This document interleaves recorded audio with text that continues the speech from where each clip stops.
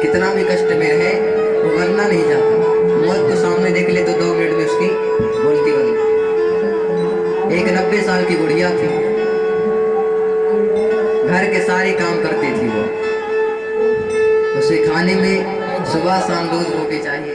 एक दिन बहू ने कहा, अरे बुढ़िया, घर का काम वाम नहीं करती है और दूध रोटी तुझे हमेशा चाहिए।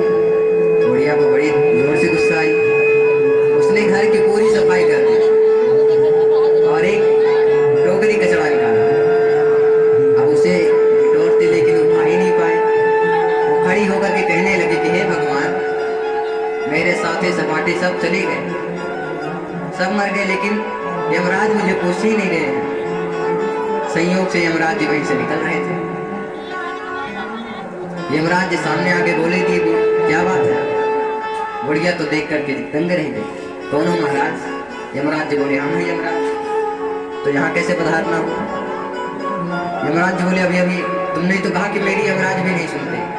तो हमने सुन लिया, सब बताओ क्या कहा। अब तो यमराज जी का वेशभूषा देख करके बुढ़िया डर गई। बुढ़िया डर गई, बोली कुछ नहीं महाराज, ये टोकरी नहीं उठ रहा, अब आप आ ही गए तो इसे उठवा दें। अभी बुढ़िया कह रही थी कि यमराज भी नहीं सुनते, मेरे सारे साथी सपाटे चले गए, लेकिन मैं नहीं।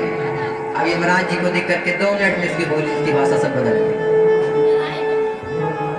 तो ठाकुर जी यही सोच रहे हैं कि मरने वाला व्यक्ति कितना भी संकट में हो, कितना भी उसे दर्द झेलना पड़े, पर वो जल्दी से मरना नहीं चाहता। इन्हें तो इच्छा मृत्यु का वरदान है, पता नहीं कब तक जिंदा रहे। तो क्या तब तक हम ऐसे खड़े रहे? अब भीष्म पितामह जी बोले, प्रभु अब आपको ज्यादा इंतजार नहीं करना। तो भीष्म पितामह जी ने चरणों में पुष्प चढ़ाना चाहते, लेकिन उठ नहीं सकते। तो पुष्प चंद्र में उनकी स्तुति कर रहे हैं। इति मति रूप कल्पिता वृत्रिषेणा भगवती सात्वद पुंगवे विभुम्नि स्वसुखमुपगते क्वचिद्विहर्तुं प्रकृतिमुपेयुष यद् भवप्रवाह। भीष्म पितामह 11 श्लोकों में स्तुति गाए हैं।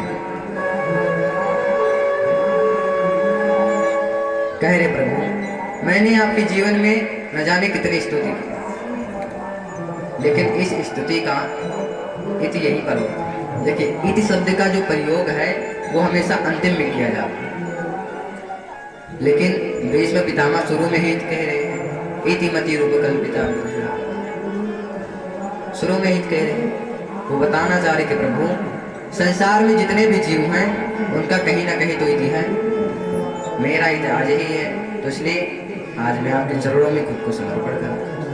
मैंने जीवन में आपकी न जाने कितनी बार स्तुति की है, उन सब स्थितियों में आज ये आखिरी स्तुति है, इसलिए इस पर संतों ने अनेक भाव दिए।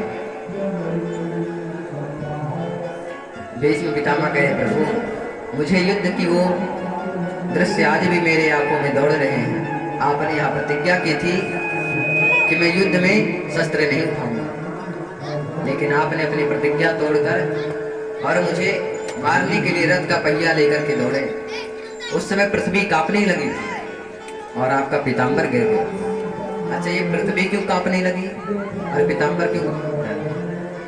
पृथ्वी ने विचार किया कि प्रभु इतना जल्दी अपना प्रतिज्ञा भूल गए, क्योंकि भगवान ने पृथ्वी को पहले ही यहाँ प्रतिज्ञा की है, वचन दिया है कि जब जब पृथ्वी पर अधर्म होगा तब तब मैं अवतार लेकर के इसे नाश करूंगा और फिर से धर्म की स्थापना करूंगा। तो जब भगवान अभी इतना जल्दी का प्रतिज्ञा भूल गए कि मैं युद्ध में शस्त्र नहीं उठाऊंगा और आज शस्त्र उठा ली, तो मेरी प्रतिज्ञा तो बहुत पुरानी है, वो पता नहीं इन्हें याद है कि नहीं। तो मानो पीताम्बर गिर करके पृथ्वी को समझा रहा कि देवी आप चिंता ना करिए, ये तो भक्त और भगवान की माया चल रही है, खेल चल रहा है। भीष्म पितामह जी कह रहे, प्रभु अब मुझे जाने की आज्ञा दे, लेकिन जाते जाते समय मेरी एक इच्छा पूर्ण करो।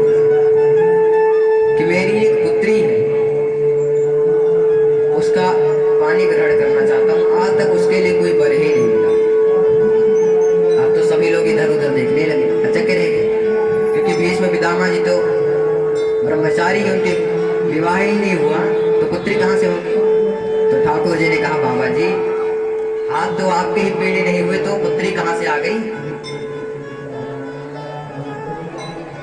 तो भीष्म पितामह जी कह रहे हैं कि मुझे पानी ग्रहण करने की इच्छा थी, तो मैंने अपने इस बुद्धि को ही अपनी पुत्री मानी। प्राय शास्त्रों में तो बुद्धि को स्त्री का रूप दिया गया, लेकिन मैं ब्रह्मचारी होने के कारण मैंने बुद्धि को ही पुत्री मान ली। इसलिए आप मेरी इस बुद्धि का पानी ग्रहण करिए। ठाकुर जी ने कहा कि ये कितना पढ़ी लिखी है? तो भीष्म पितामह जी ने कहा ये तिसड़ा मुक्त है, तिसड़ा मुक्त है। हाँ, वरना मुझे इच्छा अनुसार में मेरी मृत्यु होती, ऐसा था तो मैं पांडु को भी जीत करके सारा राज्य में अकेले ही अकेले इसका मालिक रहता, लेकिन मेरे अंदर इतना भी तिसड़ा नहीं था।